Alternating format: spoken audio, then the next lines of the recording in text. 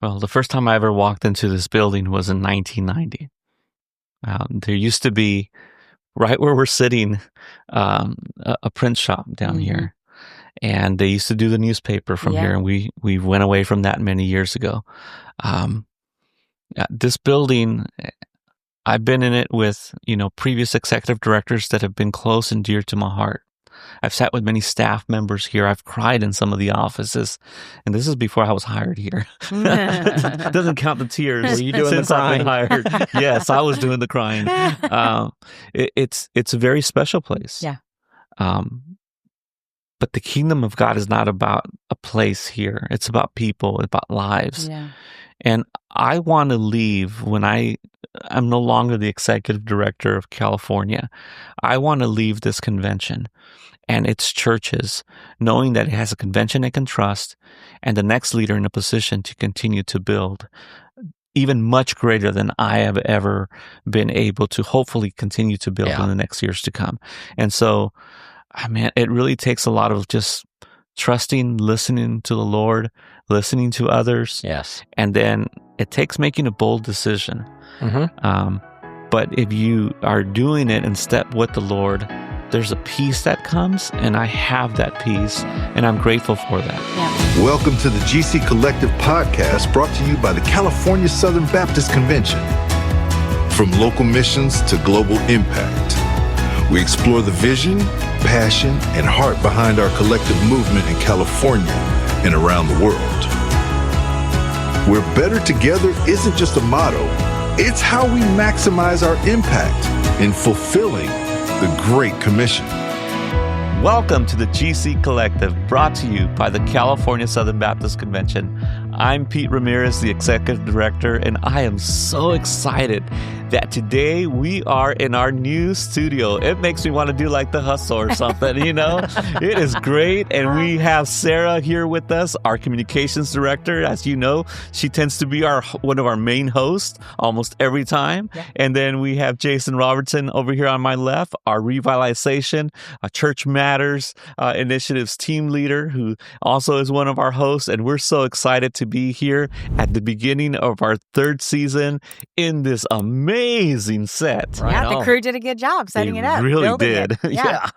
It's similar but different. Right. I could smell the fresh paint, So if we start acting a little bit wacky, we'll just blame it on that. It's also a good time to kick off the year because we just had our board meeting this week. We did, and we're going to be talking a lot about that. Yes. So we're going to give everybody an update on what's happened in those meetings. But before we get to that, we want to still celebrate something that hasn't changed in our new studio. What are we celebrating? Well, I think we got to celebrate the listening sessions. Wow, they've been great. Right. Been great. We were just down in Orange County meeting with church planters and following up with them and sharing with them all about what we're doing at the CSBC across the state with all of our networking with the other entities. And Pete, you were there. They were really encouraged. They were. And what's great is though we met in Orange County, they came from all the way from Inglewood. They came from the desert. I mean, we had guys from all over the Southern California region that are church planters, endorsed church planters that had been at the first listening session, now came back for the second listening session. Some of those guys were in both. But yes, very encouraged and very much on board to roll with us as we roll out the Reaching California 10-year vision for our convention. We learned a lot. We learned that Jimmy Davidson is a grill master over there with those hamburgers and they are great hosts. Great hosts, because we met at their home for sure. Yeah. What excited you the most from the comments that you heard from those church planters? Well, one of the most exciting things is the fact that there were some church planters there that just did not know a whole lot about the CSBC. And so for them, it was almost an orientation, an introduction in a way. And they simply came with questions. They were curious. And they were curious as to what is the value of the CSBC? How can they get involved in the CSBC? How does it all network? One of them just simply said, how does the Southern Baptist Convention work? What are the levels and how do they all work together? Correct. So some of these are some basic questions, fundamental questions. But the good news is the overarching blessing there is that we're gaining new involvement. Mm-hmm. These church planters are planting churches, and in the past, a lot of times when you were planting churches, you were just siloed. You just had your head down in the grind, and you weren't really working on networking outside of what God had called you to do.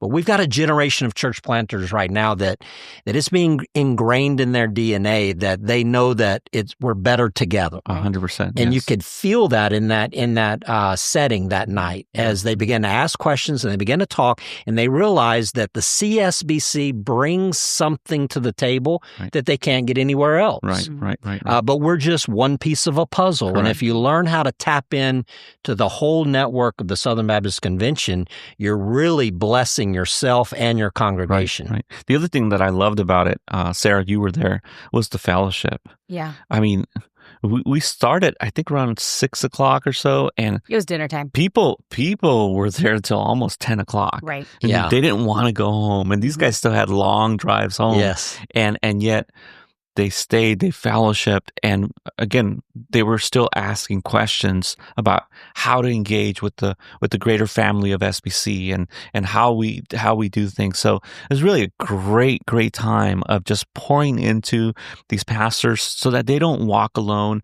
And there is a Send Network family, but then for them to meet the whole Southern Baptist family that we have in California, to be able to talk about associations and their value and just everything. It's just so encouraging. Now, a year ago, we did listening sessions, and a lot of that was about listening and finding out where some gaps were in the network, in the system, what were some needs that were being felt at the local level.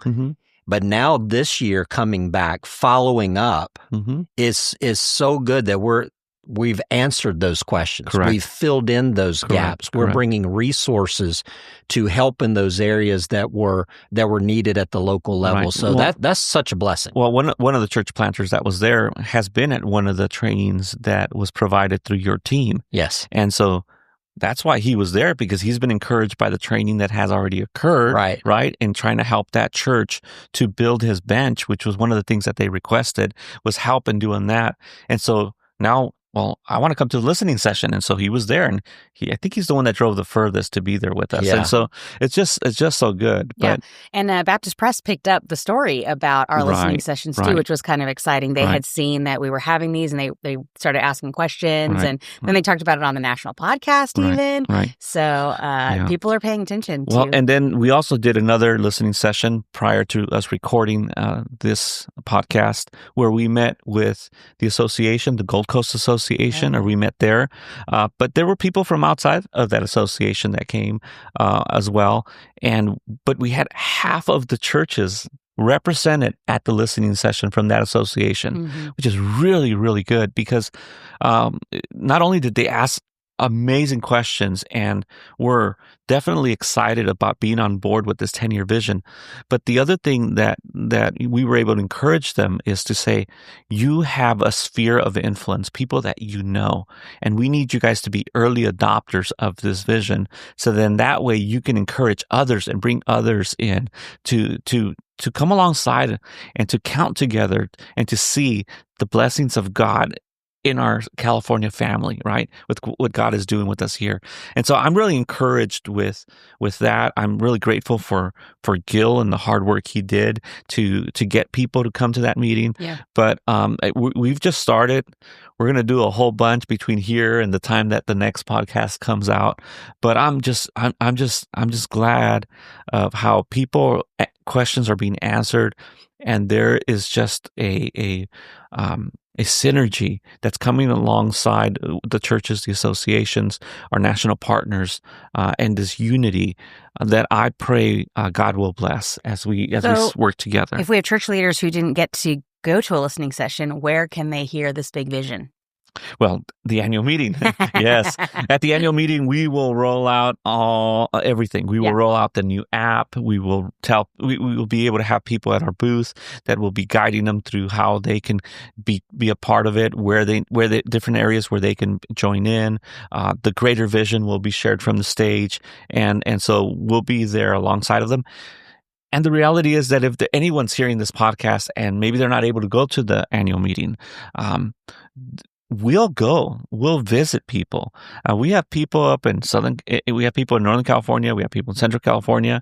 One day, very soon, we'll have people in Northern California. But for now, we'll travel. And if there's an association, if there's a group of pastors, if there's a network of pastors that are part of our convention that want to hear more, we're more than willing to travel to go share in person about what we're doing, after the annual meeting.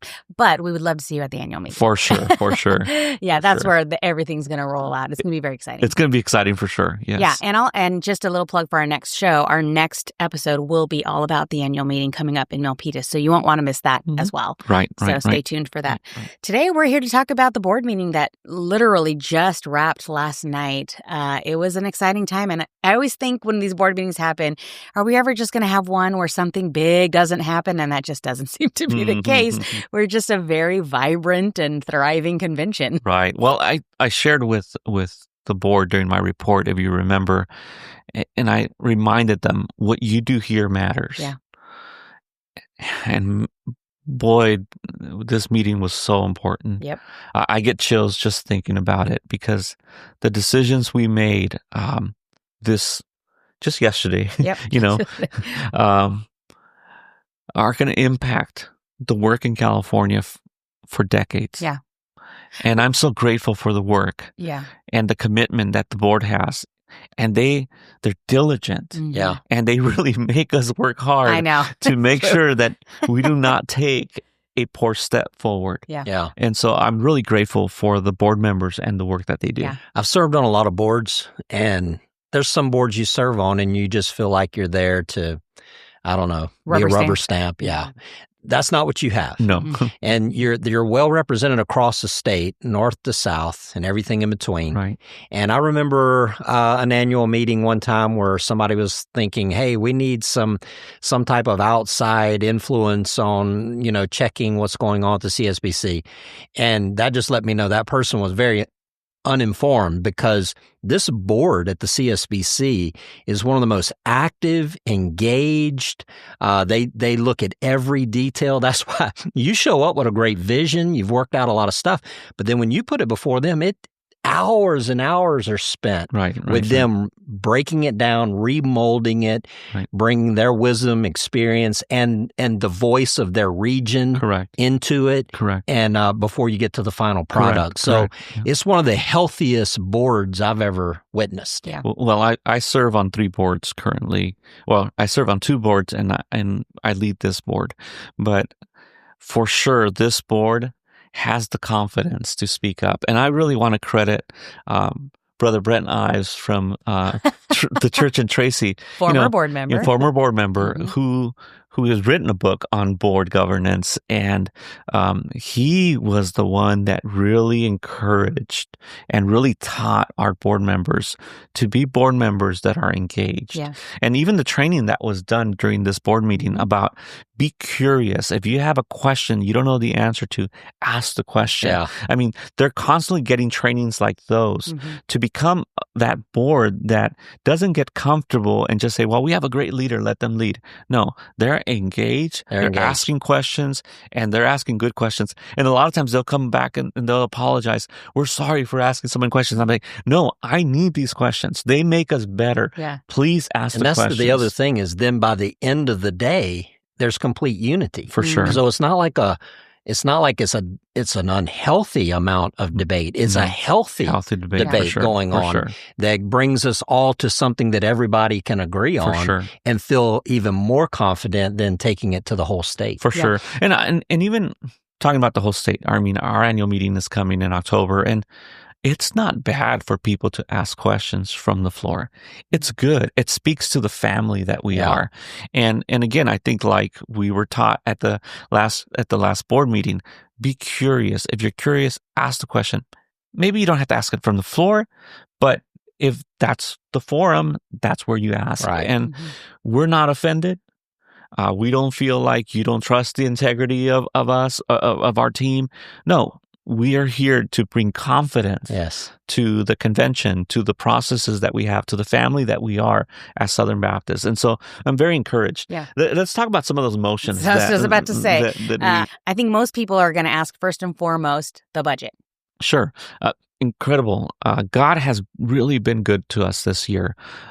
We have seen the cooperative program tracking right on budget most of the year.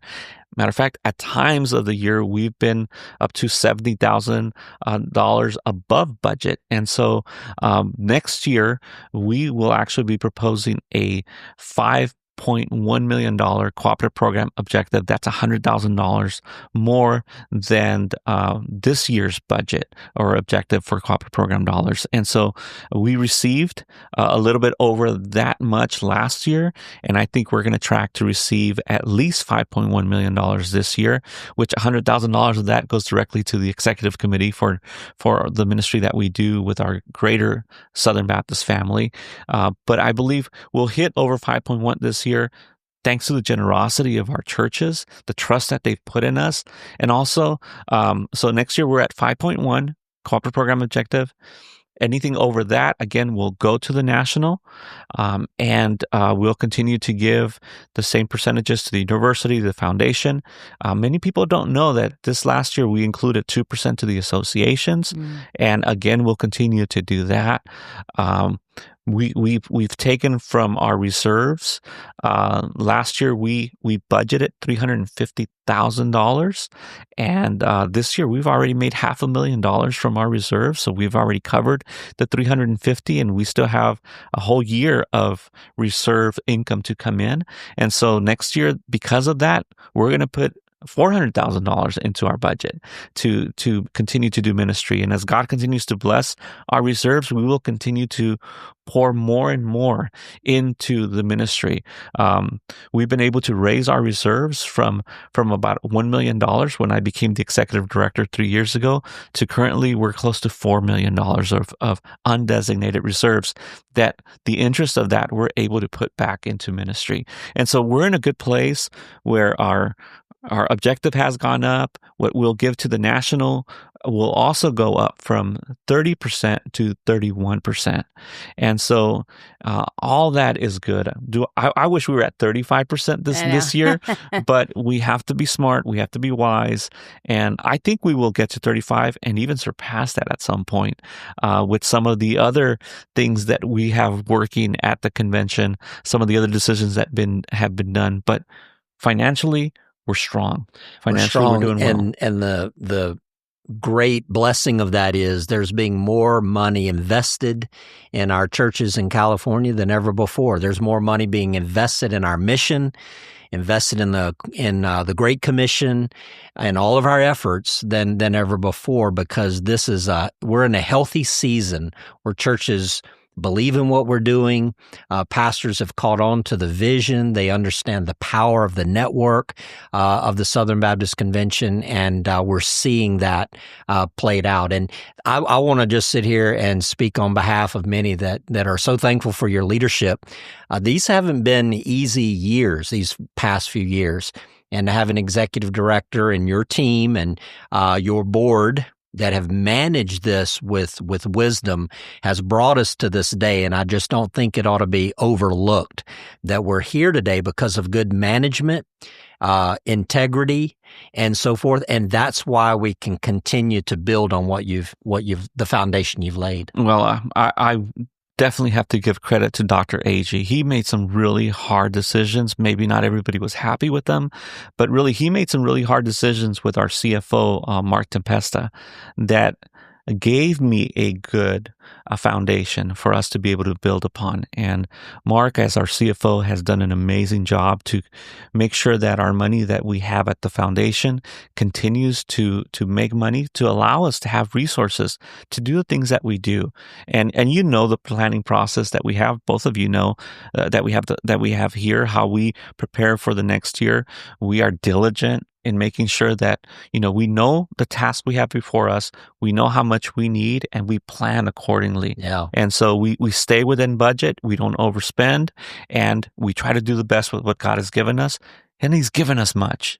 And so I'm grateful for that. I know you've been working Mark very hard because I've seen all that gray that it's in his beard now. Yes. And maybe by the annual meeting, he'll be ready to take pictures of Santa Claus or something like that. I don't know. But just shout out to Mark. Hang in there, brother. Let me back up a little bit because that was a bit of a number dump. And I think, a lot of us are in ministry and we're not finance people. Sure. And I have the recommendation here in front of me. And so you were very clear that the CP objective is going to be $5.1 million, but our expenses are going to be more than that. Of course, our expenses are close to $6.1 million. Right. And the way that we make up that is, again, what we will take from our reserves. We'll take $400,000 from our reserves. We'll also get from the North American Mission Board just under $500,000. Okay. And then we also have tenants in our building. We have a cell phone antenna that will make up the other part. So that's how we make up the other $1 million.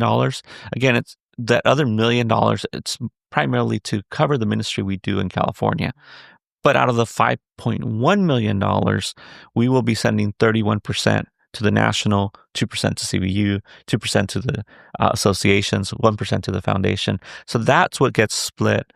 The $6.1 million is made up of other monies that is given, that is used in the state. And that doesn't even include what is given to the California Mission Offering, right, which, depending on what is collected this year, will be used next year on top of that. So it's even possible that, the budget is, the money that is used is actually closer to maybe $6.5 million. That's a lot of money that's given by a very generous group of church members and churches because they believe in what we do together. I'm very, very thankful to God for the blessing that we have to be stewards of that money. And we're trying to do the best that we can with it. And at the annual meeting, you're going to hear about baptisms and about gospel engagements and all these things that are happening because of the way you're taking that money and investing it back into the mission field. Right. And Jason, for people who are listening to our podcast whose churches haven't, engaged in CP necessarily, what would you say to them, to those leaders that are listening? Well, to those leaders, I understand that sometimes as you're putting your budgets together, your CP giving is sort of like at the bottom of the list because you're taking care of the home base. You're taking care of Jerusalem, your church, your community. You're saying, okay, I need to make sure I've got all of that taken care of first before I start investing outside of the church and beyond. But here's what I want you to think about. Because of the way the CSBC is organized and the way we're networked with all of the entities and how everybody is here, boots on the ground in California, that by investing in the CP, by giving to the CP, you're not just giving to foreign missions only or International Mission Board only. You're giving to a network that is invested in your community, in your city, in your region. In other words, it's going to come back to you. It's going to help your church and your local mission to reach the lost in your area and make disciples in your church. So I would just encourage you to take a new look at it. Yeah. It's designed and organized in a way that you're going to not only be supporting missionaries abroad, you're going to be supporting the mission work right there in your local church. Sarah, you probably remember the first church that I pastored. We used to meet on the campus of the church that you used to work for. And when I was at that small church, when I became the pastor of the church and I was called to be the senior pastor, we only had about 38 people. And the biggest cost of that church was my salary, right? Because the church decided that they weren't going to charge us any rent because they knew that we were such a small group. And so what we did as a church in our first budget, we said, okay, 5% of whatever comes in, we're going to use it in two ways. This is the two ways that we used it. We said 2.5% we're going to give to the owners of the property that are letting us use the building. They weren't asking us for anything, but we wanted to make sure we were being faithful to at least pay for, I don't know, 2 hours of electricity. Yeah. And then give 2.5% of our budget to the cooperative program. Yeah. And so that's what we did, even as a small little church. Can I tell you that I always got paid? We were able to do ministry, and we never stopped giving that 5%. Yeah. And so I've just seen God's generosity as we have, given to ministry, and just known that as we give, God, you can never outgive Him. Yeah. And He's just been faithful. And it inspires your congregation. Right. Pastors, when you give to the cooperative program, you're going to be tapping in immediately to results of the giving and the generosity of your people in a way that you cannot just accomplish on your own. And that will inspire your people. It will inspire them. It will bless them. They will find value in who they are and what your church is about and what that bigger network is about. And they'll end up giving more. I've always seen that when you support the cooperative program and you celebrate the results of that support, your local giving will increase, which means the rest of your budget is going to be more healthy. Yeah, let's change topics a little bit. I think we've been talking about this relocation or what's going to happen to this building. That has been in discussions with the board for several meetings now, but nothing has been formalized. Right. But this time, things have been formalized. Right. Just a little bit of background. It was a year ago when I sat down with Dr. Jarbo, Dr. Alice, and we went to have a nice dinner together. And, Dr. Alice, being the great visionary that he is, he shared with me, he said, Pete, I think it's time for the state convention to have a stronger presence in Southern California. The foundation has moved, the seminary's there, the university's there. We can really do a lot more if we have the leadership of the convention there to help the state and do the work together. And so I started kind of praying over that, my wife and I, and by January, I sat down with our board, and I began to just share with them the idea, and ask them, hey, is this something that we should even consider and look at? And so from that moment on, they had a lot of questions, and we spent a long time talking about it. And then we started doing our homework. We started preparing for what if. And in May we met again. We had more conversations. And then finally, this September, we put the motion before first the executive committee, which is the chairs of our standing committees, and we spent an hour on that motion. We spent an hour on that motion discussing and how would things work and what does it mean, and then they took that motion to the rest of the board. And once we took that motion to the rest of the board, the board still spent another 45 minutes or so discussing the motion. And the biggest concern that they had was making sure that CSBC wasn't just leaving an area, but that we were still taking care of the whole state. Right. And so really, this is we're not calling it a move, because we're not completely just abandoning an area, but we're decentralizing the headquarters, if you want to call it, of the California Southern Baptist Convention. A few of us will move down south. A few of us are already down south. A team, an office will remain here in Fresno. Once we sell the building, the funds of the building that we sell will allow us to have presence and even an office in the Northern California area. And so really, this is going to allow the California Southern Baptist Convention staff to be much better represented and to be even closer to our churches because of the resources that will come from it. Yeah, I think that's real important for people to understand, is that the CSBC is decentralizing, and meaning that over these past few years, you have streamlined the CSBC. You're getting more out of fewer staff. You've shrunk the organization from an administrative level, but you haven't shrunk the mission and the vision. Right. In fact, you're working us to death around here. But in this particular topic, by selling one building, it's going to allow you to spread out across the state. Correct. And of course, you'll have a central office there in that gateway building, which is strategic. Correct. I mean, that is a smart move because there's several entities in that building, and you're right across the street from an airport. Right. So now you've got quick access to anywhere. 100%.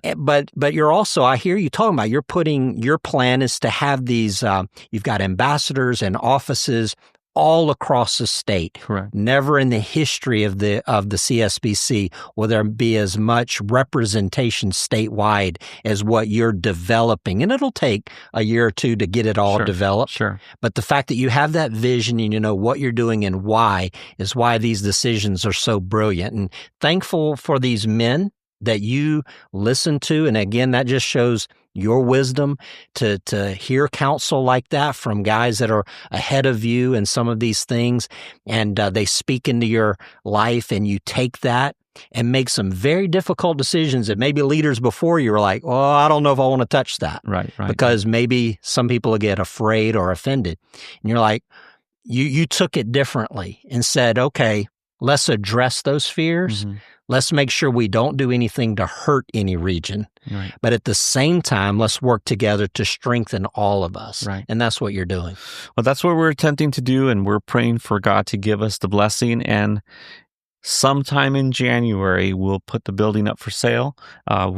We've talked to a broker, and they told us that that's the best time to do it. Yeah. And we're going to be actively looking for an office here in this area for the staff that remains here. We have a lot of office staff that will do administrative work from Fresno. It costs us less to have the staff here in Fresno doing that work. And then we'll have a group in Southern California. The team leaders will be moving down there. Some of them already live down there, and so it'll allow our team leaders to partner well with the other agency heads. And I'm just really excited. I'm excited about the opportunities. Every time I'm at the seminary or at CBU, I get to speak to a leader in our convention, and we come up with some pretty good ideas on how we can work together. It's going to be great. The synergy that's going to be brought among our agencies is going to be a blessing, I believe, for the kingdom work that we're going to be doing in the years to come, the decades to come here in California. There's no doubt about it. This is a movement. Right. I mean, when you bring together your state convention, your seminary, your college, CBU, the Baptist Foundation, associations, all these DOMs working together, there's just no possible way that this is going to be anything short of spectacular in the amount of synergy and results that are going to happen. I want to encourage everybody, get in early, be an early adopter to this movement, because this generation is going to see something that we've been dreaming of as we see churches planted, churches revitalized, mission work like we've never done before. When you start putting all these entities in the same building and letting that wisdom work together and synchronize. So often, unfortunately in the past, sometimes we've worked against each other, or we've stepped on each other's toes, or we've done things that had a negative effect on a different entity. But with you guys working together, it'll be the very opposite of that, and it's going to be amazing. Sure. And I do want to note, since we're talking about board, you had mentioned already that there was robust discussion, very robust, and yet it was a unanimous vote in the affirmative to go ahead and sell the building. Mm-hmm. But there was also, and I appreciated this so much about our board, there was a lot of discussion about how people are going to feel, just the sentiment that they have, the attachment they have to this, 678 East Avenue. And that's something that we really want to be sensitive to. Right. No, this building has housed us for 57 years. Mm-hmm. There's history here. There's history here. There's a lot of people whose parents, grandparents, worked in this building, had powerful moments of impact in their ministry out of this building. Mm-hmm. And so we get that. Yeah. There is the sense of that we're losing something. But can I tell you that there is typically about 25 people in here on any given day, and we have 30,000 square feet. That's a lot of space and a lot of air conditioning and heating in a location that, this building's outgrown us. Mm-hmm. And so, and there's a better way to do the work. There's a lot better way to do the work. And the sale of this building, again, will allow us to have boots on the ground in areas where we currently don't and are not able to. Yeah. And I was talking to a pastor a couple years ago, Monty. I shared this story with the board because it's a real example of what boots on the ground can do. About a guy that used to work for the California Southern Baptist Convention decades ago. He had an RV. And he was up in the Northern California area going from church to church, connecting with pastors. And that was his job, to connect with pastors, to pray with pastors, and to be able to connect them back to what the convention was doing, with its ministries. This guy was able to every year connect with every pastor up in that area, that region. You see, when we sell this building, the funds that we put in the foundation that we put to work for us will provide us resources that will allow us to have those kind of people back on the field again, to make sure our churches are connected to who we are and what we do as a family together. Yeah. So I'm excited about that opportunity. Yeah. If I could share a story, and I don't know if it'll make it into the podcast, so y'all can make a decision on editing later, but my pastor, many years ago, had a vision. This was in Louisiana, deep in the South Louisiana. He had a vision, a passion for reaching people behind the Iron Curtain in the Soviet Union. And so he went, and our church, which was a small country church, he went and bought a web press and started printing Bibles in the Russian language. And they bought this press, they built a warehouse, they stuck it in there. So basically it was an underground printing press for Bibles behind the Iron Curtain, and it ended up going into many closed countries and many multiple languages. And for years and years, they did that. In fact, when the Iron Curtain fell in the early 90s, it was reported out of Russia that over 80% of all Christian literature behind the Iron Curtain came from that little small country church in Louisiana. And but here's why I tell the story, is because once the Iron Curtain fell in the mid-90s, the whole market on printing changed, right? The cost of paper and so forth. And so my pastor realized that there was a better way to get Bibles to the Russian people. In fact, it became cheaper to just print them in Russia now that it was open more. And so he went before our church, and after years of being one of the most successful underground printing ministries in the world, they made a decision to close the printing press, to sell the stuff, and do it differently. And that made an impact on me as a young minister, that it's not about what you've done. It's about what God's calling you to do. Right. You've always got to pivot and follow Him. Things change. Right. And when things change, you've got to be willing to change. One of my mentors, Bill Stafford, said, never hang on to anything too tightly, that it hurts when God has to pry your fingers loose. And so, again, Pete, I just want to commend you for the wisdom of knowing when to hang on to things and when to let things go, because you're following the Lord. And as things progress in His kingdom, you're willing to progress and move forward with Him. Well, there's a lot of other things that happened, which you can get all that information on this week at CSBC and on our social media platforms. So be sure to follow everything else that we put out. But we still end this show with a funny story. Surely we have something to share. Oh, yeah. We're telling on somebody, right? Oh, no. I heard this week something very funny, and that is our dear friend, Brother Roland Slade. President Roland Slade. Slade. Yes. He said, guys, guess what? He said, my gym that has been taking money from my account for a couple of years, my gym membership. Yeah. He said, I just found out that thing's been closed for a couple of years. He said 2 years. 2 years. And he just found out. He just found out. Yeah. It had been taken from his account. So I just thought to myself, man, I got to laugh, and I said, man, I hope he hadn't been telling his wife he's been going to the gym every day. Well, and that came because our chairman, Jonathan, has got arms. I mean, like yours, man. right? And he's got these guns. Yeah, guns. They're just bricks, Yeah. And so they were comparing, who can do more. And Roland's like, man, I haven't been to the gym. Matter of fact, it's been closed, right? Let me confess. Uh-oh. I have not lived in Southern California since 2009. I had a membership that I started in 2007. I still pay for that gym membership. And one day I thought, I'll come back. And it's a 24-hour fitness. And I've been paying like $16. What? $16 the whole time. That's bananas. So I'm looking forward to using it one day again.